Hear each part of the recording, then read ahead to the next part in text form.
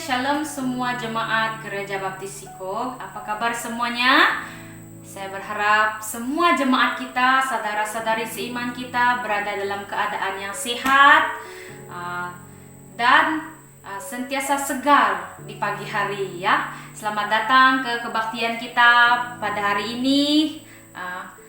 Ini adalah termasuk minggu ketiga kita mengadakan kebaktian secara atas talian. Walaupun kita tidak dapat bersama-sama bersekutu dalam satu bangunan, kita tak dapat berjabat tangan, bertanya kabar secara bersemuka, tetapi kita masih ada cara untuk saling bersemuka, yaitu di alam maya.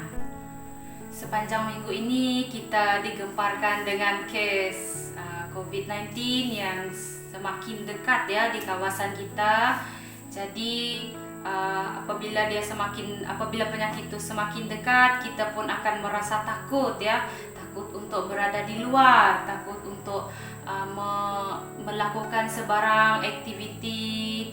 Oke, pesan saya pada hari ini adalah sekiranya kita mau keluar dari rumah atas perkara yang penting sahaja. Kalau tak penting tak perlulah keluar. Duduk di rumah, buat kerja yang patut di rumah. Dan kalau keluar pun kita patuhilah SOP dengan memakai face mask dan bawalah sanitizer kemana-mana saja Anda pergi, sebab kita tak tahu, kita tidak dapat nampak virus tersebut, tetapi kita harus berjaga-jaga. Tapi di dalam kita rasa ketakutan, di dalam kita merasa bahwa bilakah semua ini akan berakhir? Bilakah kita semua tidak akan hidup di dalam keadaan yang sangat tidak kita selesa? Norma baru dengan penjarakan sosial di mana-mana kita pergi. Bila kita akan sering tertanya bila, ya. Tetapi pada hari ini segala permasalahan kita, segala pergumulan kita, mari kita memandang kepada Tuhan. Mari kita serahkan segala beban dan permasalahan kita kepada Dia. Nah, mari kita membuka ayat daripada Alkitab, satu ayat sahaja ya, daripada Matius 11 ayat 28. Berbunyi begini: "Marilah kepadaku semua yang letih lesu dan berbeban berat, aku akan memberikan kelegaan kepadamu." Nah, di dalam firman Tuhan sudah nyata mengatakan bahwa di dalam Tuhan sahaja kita akan mendapat kelegaan. Walaupun banyak permasalahan, walaupun banyak beban yang ada dalam hati kita, kita percaya bahwa di dalam Tuhan, di dalam Dia ada kelegaan, di dalam Dia ada pengharapan. Mari kita terus berharap kepada Tuhan kita, dan oleh karena kasih karunia-Nya, Dia terus memungkinkan kita untuk terus hidup sampai pada hari ini, sampai pada saat ini. Haleluya. Mari kita berdoa, kita serahkan segala beban kita, kita serahkan segala permasalahan kita kepada Tuhan kita. Sebelum kita memuji dan menyembah nama Tuhan, kita mau hati kita, mata rohani kita hanya tertuju kepada Tuhan, tanpa halangan daripada beban kita dan tanpa halangan daripada perasaan kita. Haleluya. Mari kita sama-sama berdoa. Haleluya. Tuhan, terpuji nama Engkau Bapa. Tuhan, terima kasih Tuhan atas berkat yang Kau berikan pada hari ini. Terima kasih Tuhan karena kasih karunia-Mu Tuhan, kami terus Tuhan Yesus terus boleh bersama dengan Engkau pada saat ini, memuji dan menyembah Engkau Tuhan, untuk bersekutu Tuhan, walaupun di atas talian, walaupun kami tidak dapat melihat wajah-wajah saudara seiman kami, saudari seiman kami Tuhan, tetapi kami percaya Tuhan, Engkau ada di tengah-tengah kami Tuhan, Engkau bekerja di tengah-tengah kami ya Bapa. Tuhan, pada saat ini ya Bapa Tuhan, kami mau Tuhan untuk serahkan segala beban kami, permasalahan kami Tuhan, apa yang kami lalui sepanjang minggu ini Tuhan, kami mau serahkan ke dalam tangan-Mu Bapa. Biar Engkau yang campur tangan Tuhan, biar Engkau yang bekerja Tuhan, biar Tuhan kami terus Tuhan Yesus tetap percaya Tuhan bahwa Engkau adalah pengharapan kami, Engkau adalah anak Allah yang tidak pernah meninggalkan kami di saat kami merasa sulit, di saat kami merasa kami sangat terbeban Tuhan. Kuasa Engkau jadi nyata ya Bapa, Engkau yang bekerja ya Bapa Tuhan. Oh haleluya Tuhan, terpuji nama Engkau Tuhan. Kami mau Tuhan pada saat ini Tuhan Yesus meninggikan Tuhan nama Engkau, mengagungkan nama Engkau. Kami mau menyembah Engkau Tuhan. Biar hati kami Tuhan, mata rohani kami Tuhan Yesus tertuju kepada Engkau ya Bapa, hanya pada Engkau ya Tuhan Yesus. Dan kami mau Tuhan Yesus, kami terus Tuhan dipuaskan Tuhan dalam hadirat-Mu Bapa. Lewat firman-Mu juga Tuhan Yesus kami dipuaskan Tuhan pada hari ini Bapa. Biar Tuhan Engkau Tuhan yang memakai hamba-Mu Tuhan, anak-Mu Tuhan yang akan menyampaikan firman-Mu pada hari ini Tuhan Yesus. Biar Tuhan Engkau Tuhan yang memuaskan kami ya Bapa dengan firman-Mu Bapa, yang akan menguatkan kami Tuhan, yang akan memberikan kesegaran kepada kami Tuhan, untuk kami melewati hari-hari yang akan mendatang Tuhan. Haleluya Tuhan, terpuji nama Engkau Tuhan. Semua yang Tuhan Yesus kami serahkan ke dalam tangan-Mu Bapa. Di dalam nama Tuhan Yesus kami telah berdoa dan mengucapkan syukur. Amin.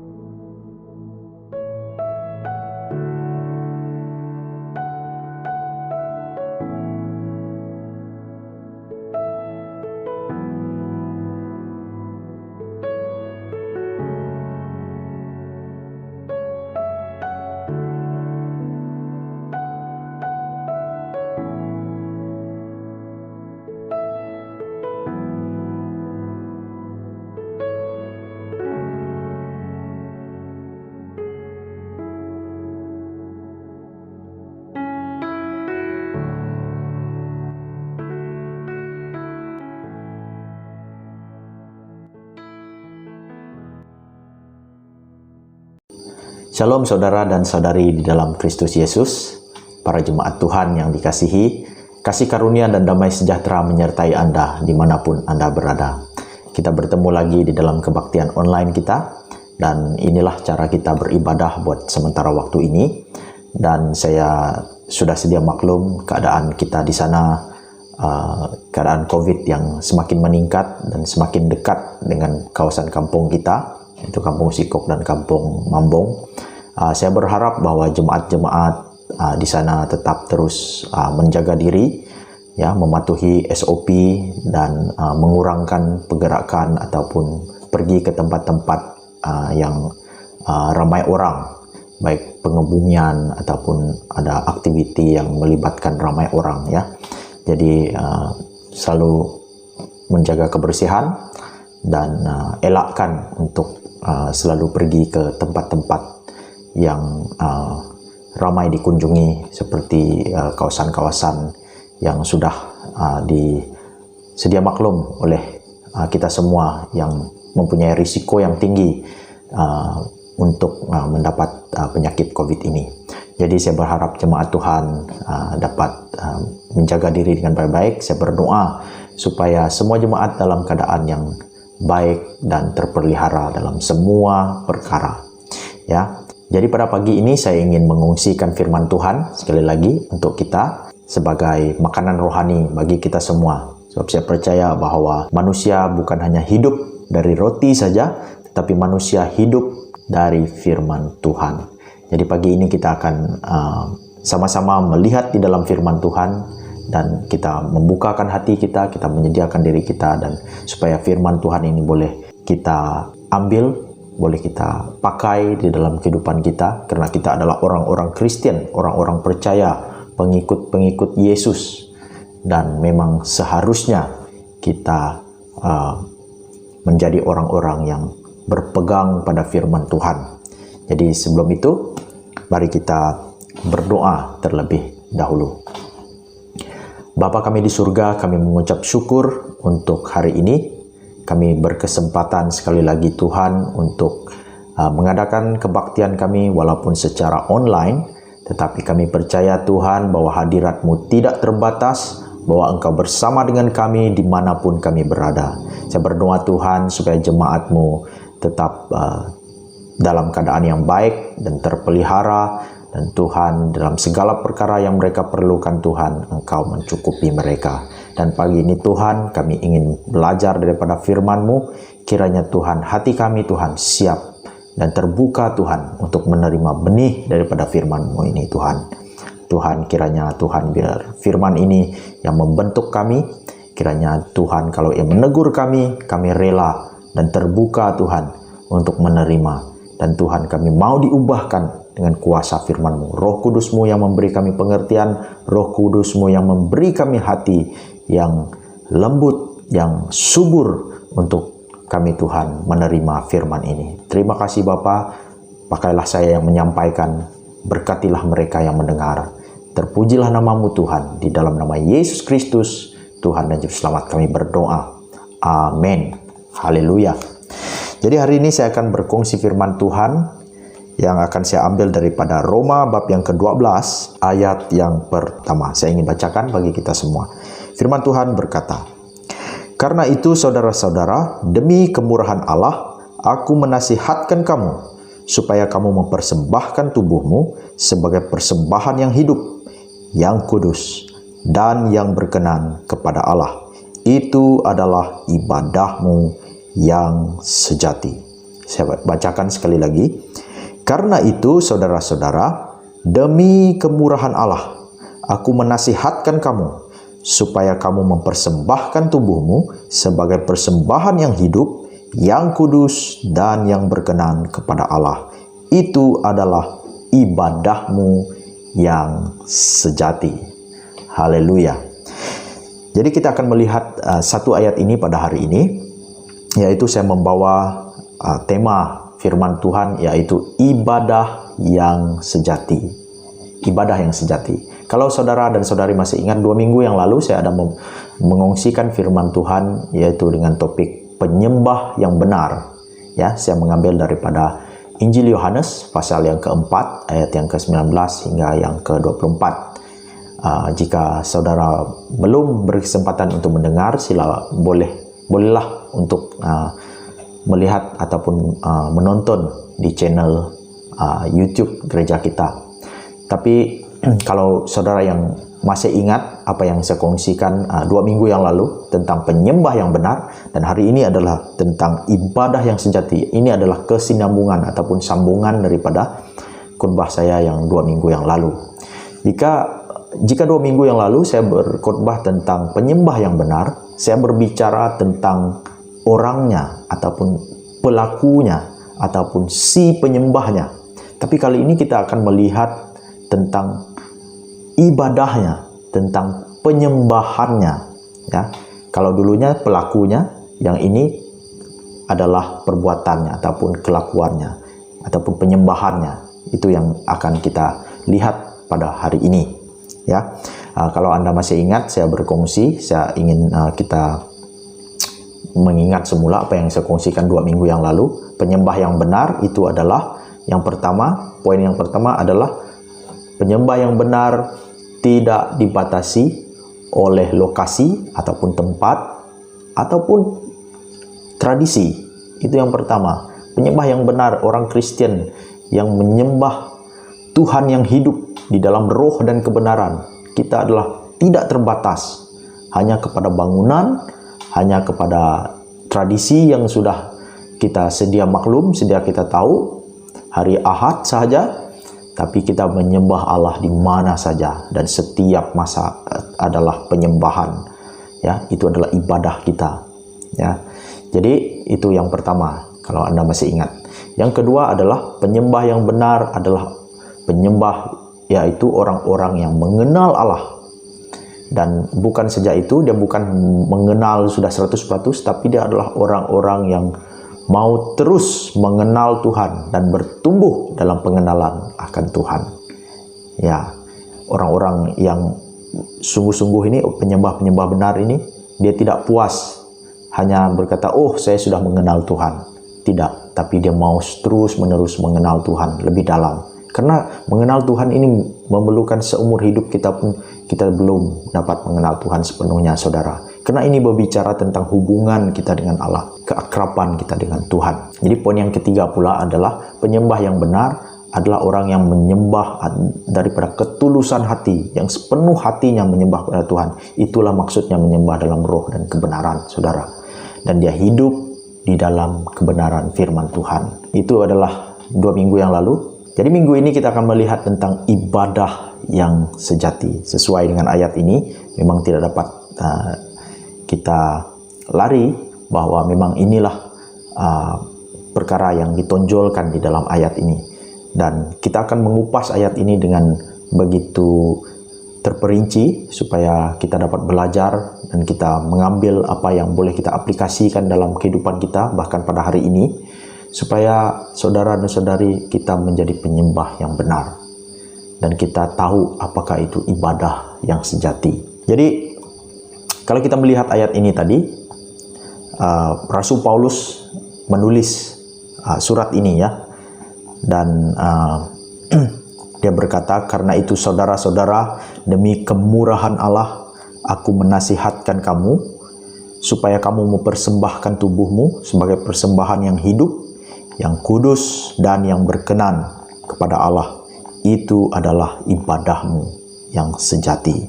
Jadi daripada ayat ini, saya memecahkan kepada beberapa bahagian untuk memudahkan kita memahami ayat ini dengan lebih baik lagi ya. Saya pecahkan kepada beberapa bagian seperti yang Anda lihat pada screen ya. Saya pecahkan kepada 4 bahagian. Bagian yang pertama adalah, karena itu saudara-saudara, demi kemurahan Allah aku menasihatkan kamu. Ini bagian yang pertama. Dan di sebelah kanan kita melihat ada satu arrow. Sebelah kanan itu ini adalah sebab dan motivasi apa yang Paulus coba sampaikan di sini. Dan bagian yang kedua itu pula adalah frasa yang berikutnya, di mana dikatakan supaya kamu mempersembahkan tubuhmu. Nah, ini adalah perintah, saudara. Ini suatu perintah. Ini bukan cadangan. Ini bukan suatu usul. Ini bukan suatu yang boleh dipilih-pilih. Ini adalah suatu yang perintah, yang harus, yang wajib orang yang mengaku dirinya Kristen, yang percaya kepada Yesus. Ini adalah suatu perintah, mempersembahkan tubuhmu. Dan persembahan tubuh yang bagaimana? Jadi ada 3 ciri-ciri persembahan tubuh ini. Di bagian yang ketiga, yaitu persembahan yang hidup, yang kudus, dan yang berkenan kepada Allah. Ini adalah ciri daripada persembahan tubuh itu tadi. Dan yang terakhir itu adalah tema kita, yaitu matlamat ataupun poin yang Paulus ingin jemaat-jemaat di Roma mengetahui. Dan juga kita pada hari ini, kita juga perlu mengetahui hal ini. Bahwa ini juga relevan bagi kita. Ini sama dengan kita. Memang perlu diaplikasikan, yaitu ibadah yang sejati. Itu matlamat. Jadi saya berharap dan saya berdoa bahwa di hujung perkongsian saya ini, kita mengerti apa itu ibadah yang sejati. Dan ini adalah bertolak belakang dari persembahan apa? Persembahan tubuh. Dan persembahan tubuh yang bagaimana? Yang hidup, yang kudus, dan yang berkenan kepada Allah. Haleluya. Jadi mari kita mengupas satu persatu ya.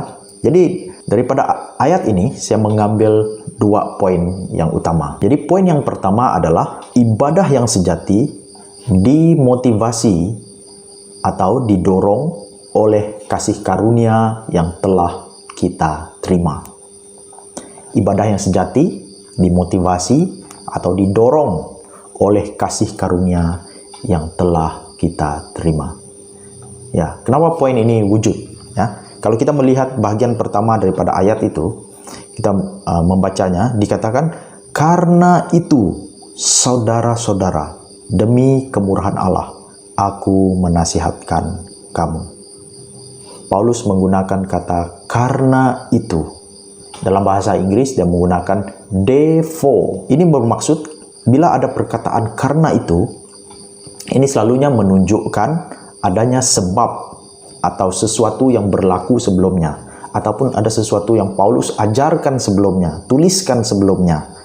Sebab itu ada perkataan, kalau kita membaca Alkitab sering kita menemukan ayat-ayat yang bermula dengan kata karena itu, sebab itu, ya, karena ada sesuatu petikan ataupun ayat-ayat sebelumnya yang perlu kita tahu, dan maka dia mengatakan karena itu, ya.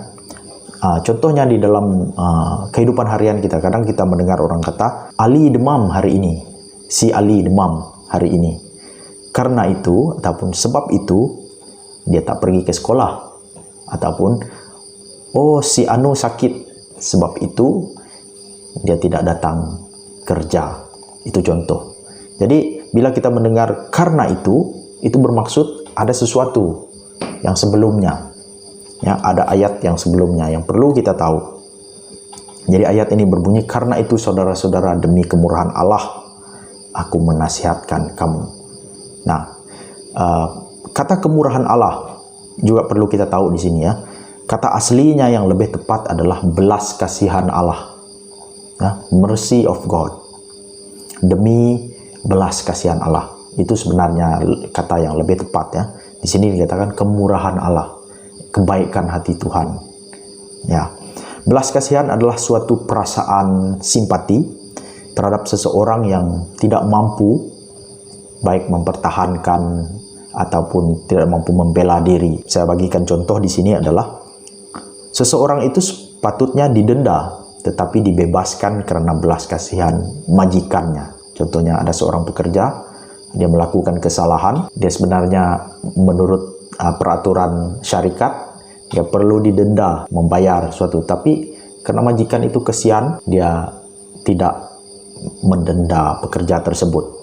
Itu belas kasihan. Belas kasihan ini adalah suatu hukuman yang ditahan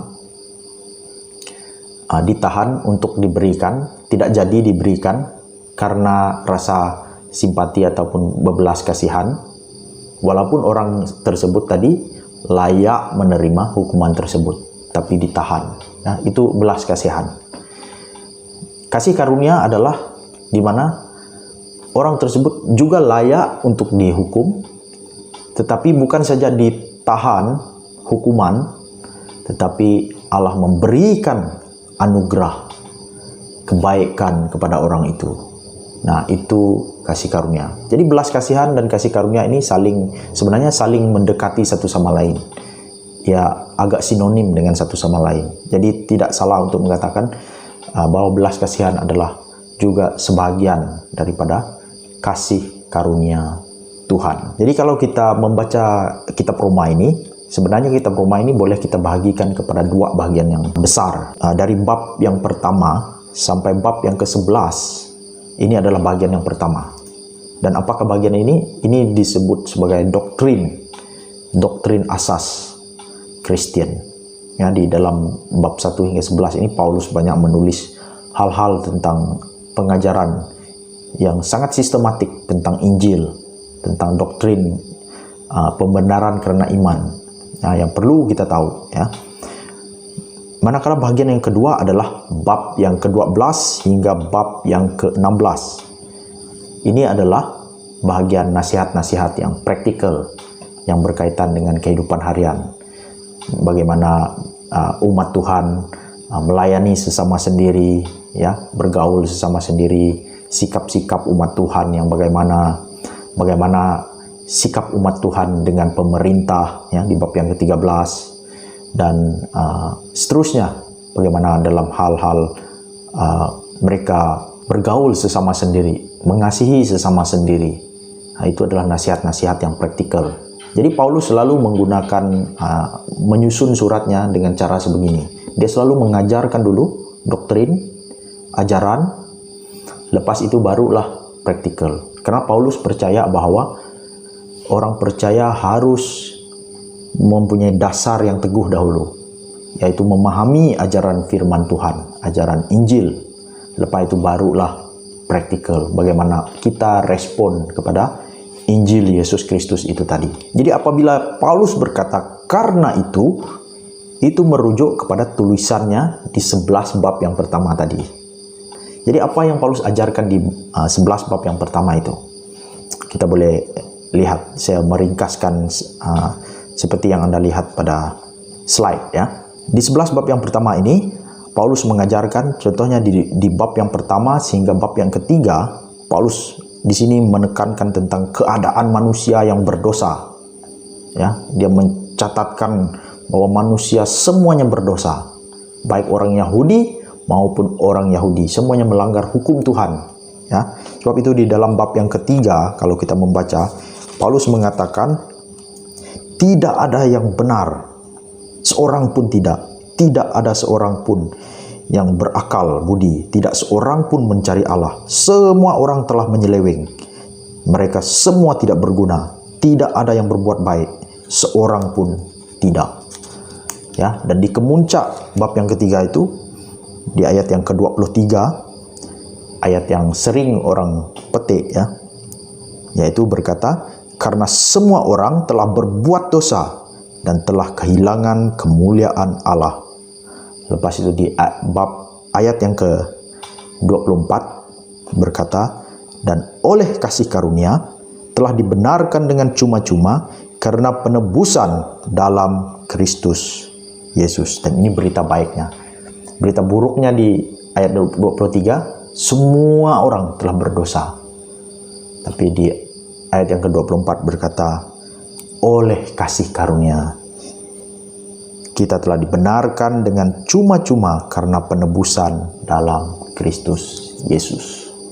Nah, ini bab pertama sampai bab yang ketiga. Dan selepas itu Paulus terus membangun ajarannya daripada perkara itu. Di penghujung bab 3 ini, Paulus mengajarkan tentang manusia dibenarkan karena iman dalam Yesus. Kalau orang itu percaya kepada Yesus, maka dia dibenarkan. Dibenarkan maksudnya apa? Dibenarkan untuk menghadap Tuhan, dilayakkan untuk berdiri dalam hadirat Tuhan. Tuhan tidak lagi memandang orang itu bersalah karena dia beriman dalam Yesus. Kalau selain daripada beriman dalam Yesus, kita tidak dapat dibenarkan, saudara. Karena kita bukan orang benar, kita orang berdosa, dan kita tidak sempurna adanya. Tetapi hanya melalui Yesus, di dalam Yesus, kalau kita percaya, maka kita juga dibenarkan melalui Yesus Kristus. Yesus memberikan kelayakan itu kepada kita, memberikan kekudusan, memberikan kebenarannya kepada kita, dan kita layak. Sebab itu kita selalu mendengar ayat-ayat yang berkata di dalam Yesus. Kita di dalam Yesus, Yesus di dalam kita. Kita berdoa pun kita meminta di dalam nama Yesus. Kita tidak boleh meminta, oh di dalam nama Nicholas. Oh, doa itu tidak dapat dikabulkan, saudara. Kita berdoa di dalam nama Pastor E. Oh, tidak dapat dikabulkan. Karena nama itu tidak berkuasa. Tapi hanya dalam nama Yesus kita dapat dibenarkan. Dan doa kita dapat didengar oleh Tuhan. Dapat dijawab oleh Tuhan kalau kita meminta dalam nama Yesus. Karena hanya melalui Yesus saja kita dapat dibenarkan. Dan seterusnya, Paulus terus membangun daripada itu ajarannya. Dan dia memberi contoh Abraham yang beriman di bab yang keempat, ya. Dan di bab yang kelima pula tentang bagaimana orang yang sudah beriman, orang yang sudah dibenarkan dalam Tuhan, mereka ini adalah orang-orang yang telah hidup berdamai dengan Tuhan. Kenapa berdamai? Karena dulunya kita bermusuh dengan Tuhan, kita jauh daripada Tuhan, kita tidak suka Tuhan, dan Tuhan juga tidak suka dengan perbuatan-perbuatan kita. Tetapi di dalam Yesus, wah, manusia dan Tuhan didamaikan. Kita bukan lagi musuh. Bahkan kita diangkat menjadi anak Tuhan. Dan kita menyebut dia Aba, ya Bapa. Kita boleh berdoa, Bapa kami di surga. Dan seterusnya bab yang ke-6 tentang hidup dalam kemenangan atas dosa melalui kasih karunia. Ya, Paulus berkata, bagaimana mungkin kamu tidak akan terus hidup di dalam dosa?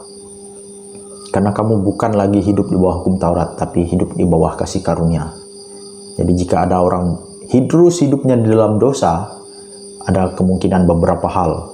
Pertama, mungkin dia belum betul-betul mengerti Injil, ataupun dia belum betul-betul percaya, atau kedua, dia belum lagi mengerti tentang mengalami, ataupun mengerti tentang kasih karunia Tuhan.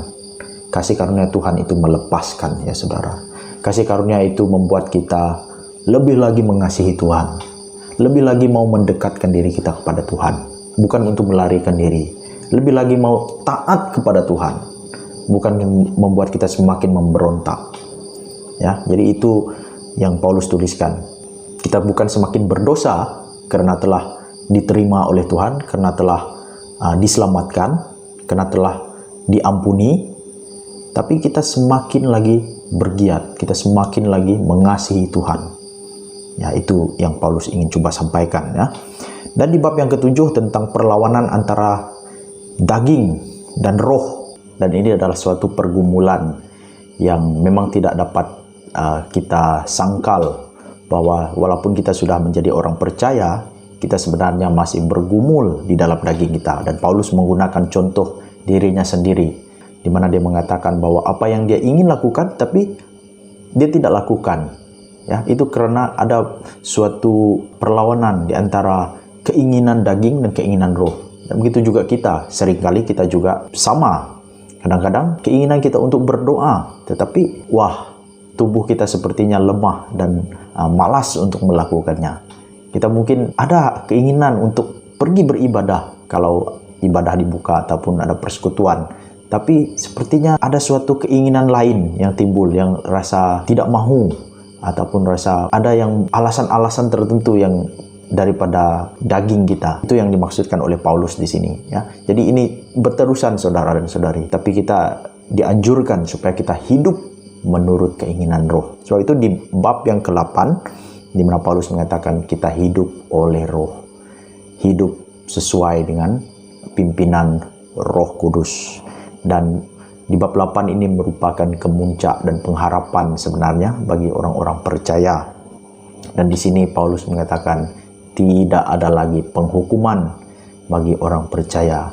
Dan Paulus menulis dengan begitu indah sekali, kalau Allah di pihak kita, siapakah yang dapat melawan kita? Dia katakan baik apapun, tiada apapun yang dapat memisahkan kita daripada kasih Kristus, katanya. Wow, ini suatu janji. Ini suatu berita baik, saudara, bagi kita semua, bahwa pengharapan kita adalah dalam Yesus, dan itu pasti. Dan akhirnya di dalam bab yang ke-9 hingga bab yang ke-11, di sini Paulus berbicara tentang bangsa Yahudi sendiri. Ini saya tidak akan bahaskan ketika ini. Jadi apabila Paulus tadi berkata, karena itu saudara-saudara, demi kemurahan Allah, aku menasihatkan kamu. Ini adalah, saudara, harus kita pahami bahwa Paulus membuat ataupun mengajak umat Tuhan untuk mengingat kembali ataupun untuk melihat bahwa karena kasih karunia mereka diterima, karena kasih karunia mereka diampuni, karena penebusan daripada Yesus Kristus mereka berdamai dengan Allah, mereka diterima oleh Tuhan, diangkat menjadi anak. Maka karena itulah menjadi dasar motivasi orang Kristen untuk beribadah kepada Allah. Kita beribadah bukan untuk mendapatkan kasih karunia Tuhan. Kita beribadah bukan untuk mendapat kelayakan supaya kita diterima di hadirat Allah. Bahkan justru terbalik. Kita beribadah kepada Tuhan karena kita telah diterima, karena kita telah dibenarkan, karena kita telah disucikan, dikuduskan, dilayakkan, diampuni oleh Tuhan. Maka karena itu, saudara, ini ibadah yang sejati harus dimotivasi ataupun didorong oleh kasih karunia yang sudah kita terima.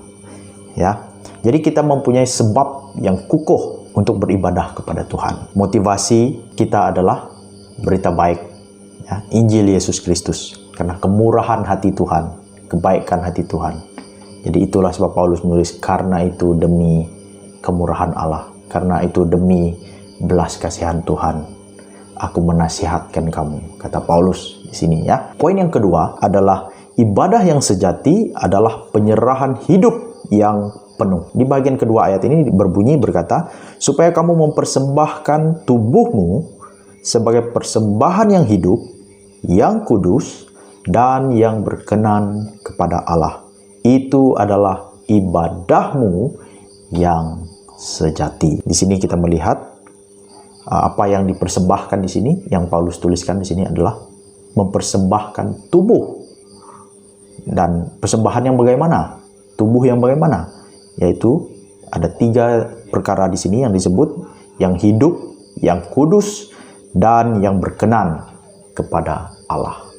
Nah, ini pun akan kita kupas satu persatu, saudara. Apa maksudnya? Mengapa mempersembahkan tubuh? Karena di Perjanjian Lama, mereka mempersembahkan korban seperti korban kambing, domba, ya, bagi yang tidak mampu mereka mempersembahkan burung terkukur. Ada juga persembahan pertanian, hasil daripada tuayan, dan sebagainya. Tetapi di Perjanjian Baru tidak diperlukan lagi persembahan yang sedemikian. Lagi pula kalau kita melihat persembahan seperti konsep Perjanjian Lama, mereka mempersembahkan persembahan yang mati di atas altar. Kambing domba yang dibawakan ke mezbah harus dibunuh dan dipersembahkan, dibakar di atas mezbah. Tapi di Perjanjian Baru, korban sedemikian tidak diperlukan lagi. Kenapa? Karena Yesus Kristus sudah menjadi korban bagi kita. Dan Yesus telah menanggung dosa kita di atas kayu salib. Dialah korban yang sebenar-benarnya, yang dinanti-nantikan oleh orang Israel, orang Yahudi, bahkan seluruh dunia menantikan juru selamat bagi dunia. Dan kita tidak perlukan lagi persembahan yang sedemikian. Lagi pula kalau persembahan di Perjanjian Lama, kita akan menemukan ayat-ayat di mana Tuhan mengatakan Allah merasa jemu dengan persembahan-persembahan korban bakaran mereka. Karena mereka boleh memberikan persembahan kambing yang gemuk, yang sehat, yang tidak bercacat. Tetapi hati mereka jauh daripada Tuhan. Tapi apa yang Tuhan mahu inginkan adalah lebih dari persembahan itu adalah yaitu si penyembah itu sendiri. Jadi itulah yang Tuhan maukan di dalam Perjanjian Baru ini. Tuhan maukan penyembah itu sendiri, orang itu sendiri, bukan persembahannya. Ya, persembahan kita itu penting, saudara. Apa yang kita berikan kepada Tuhan itu penting. Persembahan baik persepuluhan kita, baik nyanyian kita, hikmat bakti kita, pelayanan kita kepada orang lain, itu semua penting. Tetapi yang terpenting adalah yang Tuhan maukan adalah hidup kita sendiri. Itu yang Tuhan maukan. Jadi Tuhan mengatakan persembahkan tubuhmu di Perjanjian Baru. Karena tubuh di sini adalah yang mewakili hidup kita secara keseluruhannya di dunia ini. Bukan maksudnya tubuh saja tetapi tanpa ada pikiran, ada jiwa, ya. Tetapi ini adalah bahasa yang Paulus gunakan untuk mewakili seluruh kehidupan kita sebenarnya. Sebab itu saya mengambil poin bahwa ibadah yang sejati itu adalah penyerahan hidup yang penuh. Karena ini tubuh kita ini melibatkan juga seluruh pikiran kita, hati kita, jiwa kita yang kita persembahkan kepada Tuhan. Jadi apa yang kita buat pada tubuh kita dan apa yang kita buat dengan tubuh kita itu adalah ibadah. Saudara, itu adalah ibadah. Kalau kita pergi ke bab yang ke-6 dalam Roma 6 ayat 12 hingga 14, kita akan menemukan di mana Paulus mengatakan, sebab itu hendaklah dosa jangan berkuasa lagi di dalam tubuhmu yang fana, supaya kamu jangan lagi menuruti keinginannya. Dan janganlah kamu menyerahkan anggota-anggota tubuhmu kepada dosa untuk dipakai sebagai senjata kelaliman. Tetapi serahkanlah dirimu kepada Allah sebagai orang-orang yang dahulu mati, tetapi yang sekarang hidup. Dan serahkanlah anggota-anggota tubuhmu kepada Allah untuk menjadi senjata-senjata kebenaran. Sebab kamu tidak akan dikuasai lagi oleh dosa, karena kamu tidak berada di bawah hukum Taurat, tetapi di bawah kasih karunia. Jadi ini adalah jelas sekali tentang tubuh. Paulus mengatakan bahwa jangan lagi tubuh kita ini diberikan ataupun kita menuruti saja dengan keinginan dosa kita. Jangan kita kalah kepada dosa oleh kita menggunakan tubuh ini melakukan dosa dan seterusnya. Tapi Paulus mengatakan di sini bahwa serahkan diri kepada Allah, tubuhmu kepada Allah menjadi senjata-senjata kebenaran, alat-alat kebenaran, ya, untuk melakukan kehendak Allah. Sebab kita di bawah kasih karunia. Sekali lagi di bawah kasih karunia, bukan karena kita di bawah hukum Taurat. Dalam 1 Korintus 6 ayat 19 pula berkata begini, atau tidak tahukah kamu bahwa tubuhmu adalah bait Roh Kudus yang diam di dalam kamu, Roh Kudus yang kamu peroleh dari Allah, dan bahwa kamu bukan milik kamu sendiri. So kamu telah dibeli dan harganya telah lunas dibayar. Karena itu muliakanlah Allah dengan tubuhmu. Nah, sekali lagi, tubuh ini adalah bait Roh Kudus. Jadi saudara, kita masih hidup di dunia ini. Jadi Tuhan melalui Paulus berkata, persembahkanlah tubuhmu. Karena kita masih hidup di dunia ini. Jadi apa yang kita lakukan dalam dunia ini, dengan tubuh kita itu penting, saudara. Dan di ayat ini mengatakan bahwa tubuh kita ini adalah bait Tuhan. Bukan lagi bangunan. Bait suci ketika di zaman orang Yahudi ini adalah suatu bangunan di Yerusalem. Kita hari ini kita ada gereja, bangunan gedung gereja. Tapi sebenarnya di manakah bait suci Tuhan yang sebenarnya? Sebenarnya di dalam tubuh kita. Sebenarnya kita ini adalah bait Allah yang bergerak setiap hari, yang pergi kemana-mana. Dan seharusnya bait Allah itu adalah bait yang suci, bait yang kudus bagi Tuhan. Sebab itu Allah katakan, muliakanlah Allah dengan tubuhmu. Nah, persembahan tubuh yang bagaimana yang Paulus katakan? Ada 3 yang seperti kita lihat tadi. Yang pertama adalah persembahan yang hidup. Apa maksudnya persembahan yang hidup? Persembahan yang hidup ini adalah kata lawan daripada persembahan yang mati. Seperti saya katakan tadi di Perjanjian Lama, mereka memberikan persembahan yang mati, diletakkan di atas mesbah. Tetapi yang Tuhan inginkan adalah persembahan yang hidup, bukan yang mati. Karena kita masih hidup di dunia ini. Kalau kita sudah mati, kita tidak dapat berbakti kepada Tuhan. Kalau kita sudah meninggalkan dunia ini, kita tidak mempunyai kesempatan lagi untuk melayani. Kita tidak mempunyai kesempatan lagi untuk beribadah kepada Tuhan. Jadi kita menggunakan sebaik-baiknya kesempatan kehidupan kita untuk terus melayani Tuhan. Amin, saudara. Jadi sebab itu Paulus di dalam Filipi 1 ayat 22 dia berkata begini, tetapi jika aku harus hidup di dunia ini, itu berarti bagiku bekerja memberi buah.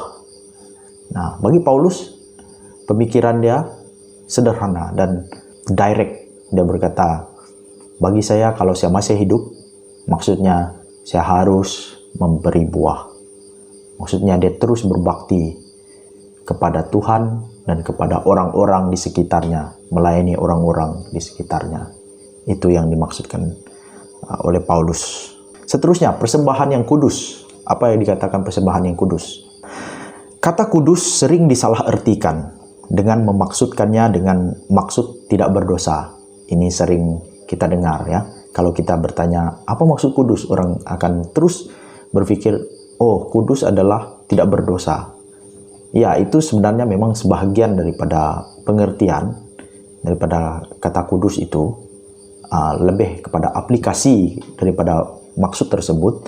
Tetapi sebenarnya kata kudus ini sebenarnya adalah membawa arti pemisahan dan pengkhususan. Saya bagi contoh. Contohnya ada sekelompok cawan, ya, cawan. Cawan ini kita ambil daripada sebahagian banyak cawan, tapi ada beberapa cawan kita ambil. Kita katakan cawan ini khas ataupun khusus untuk VIP sahaja. Jadi cawan itu bermaksud apa? Cawan itu sudah dikuduskan ataupun dikhususkan, dipisahkan daripada cawan-cawan yang lain untuk kegunaan VIP tadi. Jadi begitu juga kudus dalam pengertian Alkitab sebenarnya. Apabila dikatakan kamu adalah bangsa yang kudus, kamu adalah orang kudus, sebenarnya bermaksud bahwa Tuhan sudah mengambil sebahagian manusia itu daripada orang-orang kebanyakan dan memisahkan mereka dan menghususkan orang-orang itu bagi dirinya sendiri. Jadi itulah yang disebut orang kudus. Sebab itu orang Kristen disebut orang kudus, pengikut Kristus. Karena kita diambil daripada dunia, kita dipilih oleh Tuhan, dan kita dikhususkan untuk Tuhan. Ya, itu maksudnya kudus, ya. Jadi ini berarti mempersembahkan tubuh kita sebagai persembahan yang kudus adalah berbicara hal komitmen kita untuk hidup untuk Tuhan, hanya khas untuk Tuhan saja. Itu maksudnya persembahkan tubuhmu, persembahan yang kudus, sebagai persembahan yang kudus. Jadi pengertian kudus ini juga sebenarnya ada 2 perkara yang perlu kita tahu. Kudus secara posisi dan kudus secara praktikal. Apa yang saya maksudkan dengan kudus secara posisi dan kudus secara praktikal ini? Kudus secara posisi ini adalah bermaksud kita dikuduskan oleh Tuhan. Kita sudah dikuduskan. Seperti yang sudah saya beritakan tadi. Sebenarnya kita sudah dikuduskan oleh Tuhan. Kita sudah diambil oleh Tuhan. Diambil dari dunia, dari orang-orang berdosa. Dan kita dikuduskan bagi Tuhan. Itu adalah pekerjaan Tuhan. Tapi ada satu lagi adalah kudus secara praktikal. Ini adalah daripada kita sendiri. Bagaimana kita respon kepada Tuhan. Bagaimana kita memisahkan diri kita. Bagaimana kita mengkhususkan diri kita hanya untuk Tuhan. Hidup hanya untuk Tuhan sahaja.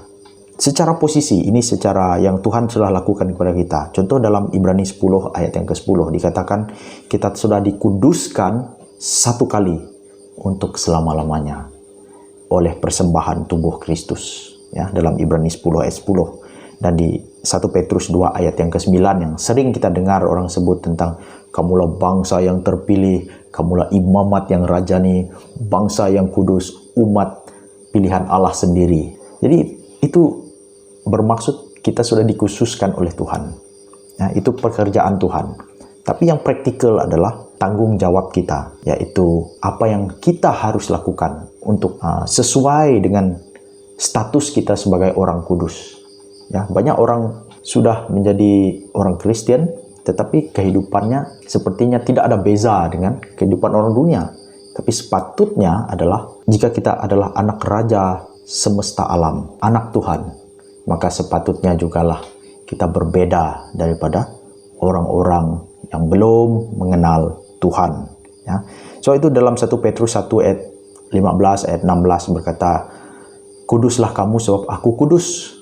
Itu kata firman Tuhan, itu diambil dari perjanjian lama. Tapi Petrus memetik kembali ayat itu. Kuduslah kamu sebab aku kudus, kata firman Tuhan. Nah, seterusnya adalah persembahan yang berkenan. Apa maksudnya persembahan yang berkenan? Berkenan di sini berbicara tentang hal yang menyenangkan atau disukai oleh Tuhan. Nah, itu maksudnya berkenan. Dan ini bersangkut tentang soal iman dan juga perbuatan yang lahir daripada iman itu. Ini soal percaya kita, saudara. Kita melihat beberapa ayat. Apa yang berkenan kepada Allah? Ada dalam Ibrani 11 ayat yang ke-6 berkata, tetapi tanpa iman tidak mungkin orang berkenan kepada Allah. Sebab barang siapa berpaling kepada Allah, ia harus percaya bahwa Allah ada dan bahwa Allah memberi upah kepada orang-orang yang sungguh-sungguh mencari Dia. Nah, dikatakan di sini bahwa tanpa iman tidak mungkin orang berkenan kepada Allah. Jadi, kalau kita terbalikkan, ia akan berkata, orang yang beriman adalah orang yang berkenan kepada Allah. Sebab itu kita hidup dalam iman, saudara. Kita percaya kepada Tuhan. Kita bukan seperti orang lain di dalam dunia ini. Kita percaya kepada Tuhan, berharap pada kasih karunia Tuhan. Kalau dunia melakukan sesuatu berbeza dengan cara kita tidak melakukan seperti mereka. Cara mereka mencari harta berbeza dengan cara kita. Cara kita berurusan dengan uang berbeza dengan cara orang dunia. Saya ingin bagi contoh yang sederhana. Orang dunia mencari harta, ingin cepat dengan cara mungkin berjudi contohnya. Apapun bentuk judinya, saudara. Memang Alkitab tidak mengatakan dengan jelas, mengatakan jangan berjudi, jangan beli nomor, jangan main holo, sebagainya, main daun, trop dan sebagainya, berjudi, ya, apapun online, judi online dan sebagainya. Walaupun firman Tuhan tidak jelas mengatakan demikian, tetapi firman Tuhan jelas mengatakan tentang hal-hal seperti ketamakan, hal-hal seperti cinta uang, saudara. Hal-hal seperti ingin mencari harta dengan cepat. Perkara-perkara itu disebut di dalam Alkitab. Jadi sebagai orang kudus, orang yang mempersembahkan hidupnya yang kudus, ingin hidup berkenan kepada Tuhan, dan orang yang berkenan kepada Tuhan adalah orang yang beriman, orang yang percaya. Jadi kita sebenarnya kita tahu bahwa itu tidak sesuai dengan hidup orang percaya. Kita tidak mencari harta dengan cara yang sedemikian. Karena kita orang percaya. Kita tidak mengharapkan nasib, saudara. Orang yang berjudi adalah orang yang mengharapkan nasib lebih daripada mengharapkan Tuhan. Dia percaya lebih kepada kebetulan, kepada kalau nasib yang kalau mereka kena dan sebagainya. Tapi orang percaya adalah orang yang berharap kepada Tuhan. Dan dia tidak mengharapkan sesuatu itu datang dengan wah. Kalau itu datang pun karena berkat Tuhan. Bukan dengan cara orang dunia. Ya, itu contoh, saudara. Contoh yang paling senang kita lihat di sekeliling kita dan di dalam bangsa kita sendiri, suku kita sendiri. Dalam Roma 8 ayat 5 hingga 9, di sini Paulus berkata, mereka yang hidup dalam daging tidak mungkin berkenan kepada Allah. Nah, ini satu lagi. Jadi orang yang mau berkenan kepada Allah adalah orang yang tidak hidup menurut daging, tetapi menurut roh. Jadi di ayat 9 berkata, jika kamu tidak hidup dalam daging, melainkan dalam roh, jika memang roh Allah diam di dalam kamu. Jadi kita hidup di dalam perlawanan, seperti yang saya katakan tadi dalam bab yang ke-7 itu, ada perlawanan antara keinginan daging dan keinginan roh. Tapi yang Paulus ingin ajarkan kepada kita adalah kita harus hidup menurut keinginan roh. Haleluya.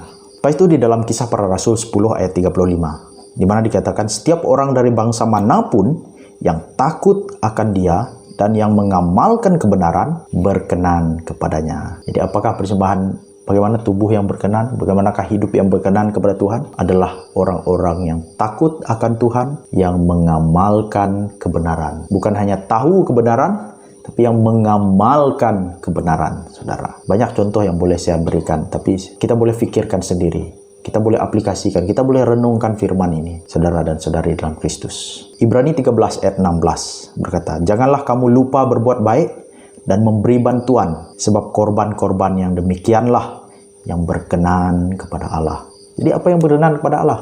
Inilah korbannya, saudara. Berbuat baik, memberi bantuan, apalagi dalam musim pandemik ini, saudara. Banyak orang kehilangan pekerjaan, banyak orang kekurangan. Jika kita merasakan diri kita diberkati, saudara, adalah baik kalau kita dapat menghulur, kita dapat meringankan beban saudara dan saudari kita dalam Tuhan. Biarlah kita mempunyai hati yang murah hati yang berbelas kasihan, hati yang mengasihi saudara kita. Biar kita belajar untuk sensitif melihat sekeliling kita, siapakah yang memerlukan. Yang memerlukan mungkin kata-kata semangat daripada kita, kata-kata dorongan daripada kita. Mungkin kita tahu di mana ada pekerjaan kosong, kita boleh beritahu saudara dan saudari kita. Kalau kita ada lebih daripada yang kita ada lebih sayur, kita boleh berbagi, saling berbagi. Karena itu adalah panggilan kita sebagai orang percaya, saudara. Berbuat baik, memberi bantuan, karena itu adalah korban-korban yang berkenan kepada Allah. Jelas, saudara, dalam firman Tuhan. Jadi, saudara, sebagai penutup daripada apa yang ingin saya kongsikan pada hari ini adalah ibadah yang sejati. Yang pertamanya adalah yang dimotivasi dan didorong oleh kasih karunia yang sudah kita terima. Ingatlah, saudara, bahwa karena kasih karunialah Allah telah mengutus anaknya Yesus Kristus untuk mati menebus kita dari dosa. Dia telah mengampuni kita, Dia telah menerima kita, Dia menyucikan kita, mengangkat kita menjadi anaknya. Sebab itulah, saudara, kita mempunyai alasan yang kuat, alasan yang teguh untuk kita tetap beribadah kepada Tuhan. Karena Dia layak untuk disembah. Kita beribadah bukan untuk mendapatkan perkenan, tapi kita beribadah karena kita sudah menerima kebaikan-kebaikan Tuhan dalam kehidupan kita. Dan yang kedua adalah ibadah yang sejati adalah penyerahan hidup yang penuh kepada Allah, yaitu kita memberikan tubuh kita, karena kita masih hidup di dalam tubuh ini, dan kita memberikan jiwa kita, seluruh pikiran kita, apa yang kita dapat lakukan dengan tubuh kita, apa yang kita lakukan pada tubuh kita ini, kita menjaga tubuh kita ini, yaitu bait Allah ini, ya, untuk menyenangkan dan memuliakan Tuhan.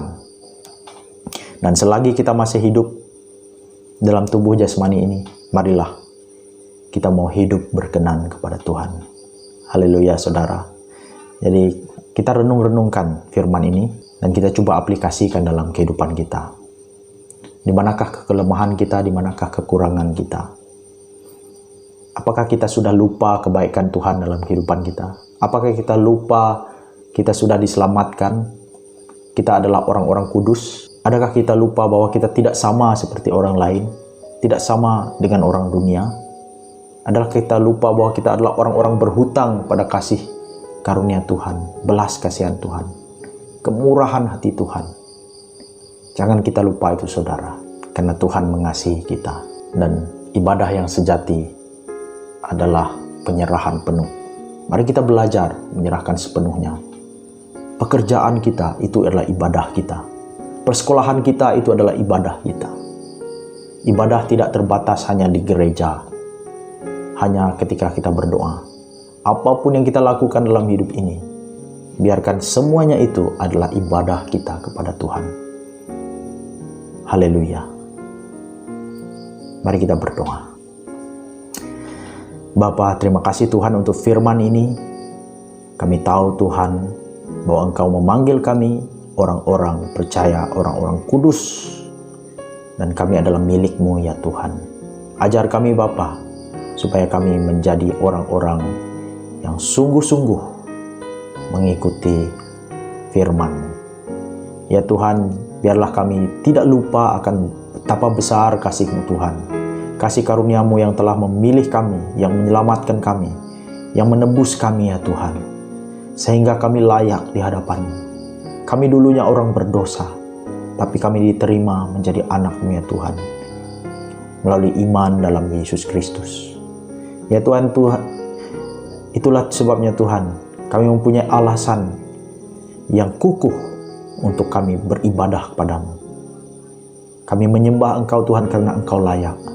Kami menyembah Engkau karena Engkau telah melakukan pekerjaan yang besar. Karena pekerjaan Yesus di atas kayu salib itu Tuhan, yang telah menyelamatkan kami. Karena Tuhan, kami mau memberikan diri kami, tubuh kami Tuhan kepadamu, sebagai persembahan yang hidup, yang kudus, dan yang berkenan kepadamu. Ajar kami Tuhan, supaya dalam apapun yang kami lakukan dengan tubuh kami ini, dengan kehidupan kami ini, biarlah semuanya itu menjadi ibadah yang sejati kepadamu. Terima kasih Bapa, berkati umat-Mu dimanapun kami berada. Apapun yang kami buat Tuhan, berkatilah. Dan dimanapun kami pergi, Kaulah yang menjaga kami, melindungi kami daripada segala bahaya. Peliharalah umat-Mu ya Tuhan.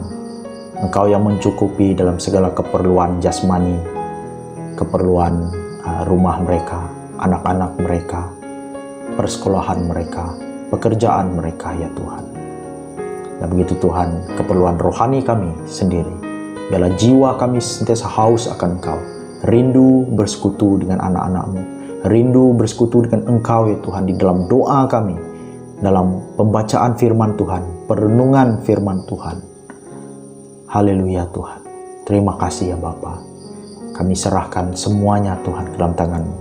Dalam nama Tuhan Yesus Kristus, Tuhan dan Juru Selamat kami berdoa. Amin. Amin saudara. Haleluya. Terima kasih karena telah bersama kita untuk kebaktian online pada minggu ini. Semoga kita berjumpa lagi di minggu yang akan datang. Tapi sebelum kita berpisah, mari kita mendengarkan lagu ini dan kita bernyanyi bersama-sama. Sekian, terima kasih. Haleluya.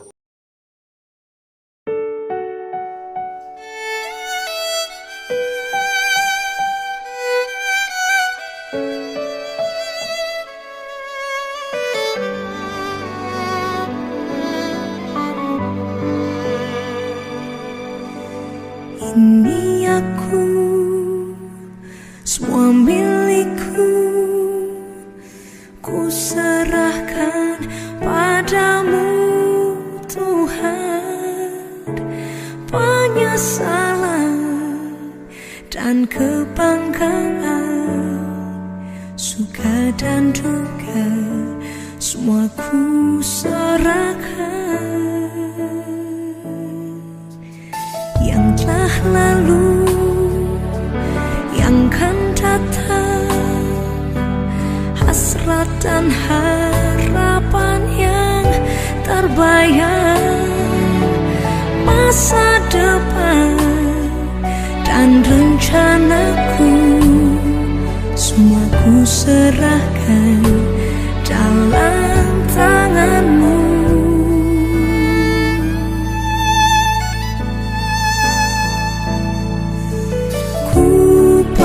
Persembahkan hidupku kepadamu Tuhan, untuk kemuliaan-Mu ku berikan hidup ini sebagai